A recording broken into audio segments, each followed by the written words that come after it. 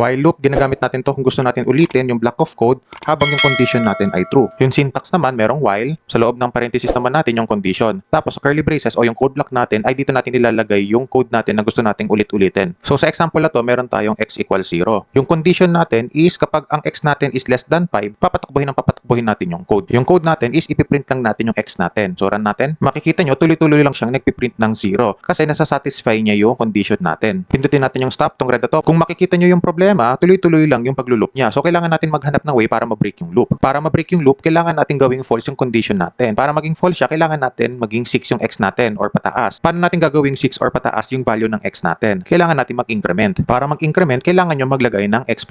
Run natin. 0, 1, 2, 3, 4. Nag-start sa 0 yung x natin, kaya 0. Tapos nag-increment tayo ng 1 plus 1, kaya 1. Plus 1 ulit, kaya 2. Plus 1 ulit, kaya 3. Plus 1 ulit, kaya 4. Tapos sa huling plus 1, naging 5 siya. 5 is not less than 5, kaya na-break yung loop natin.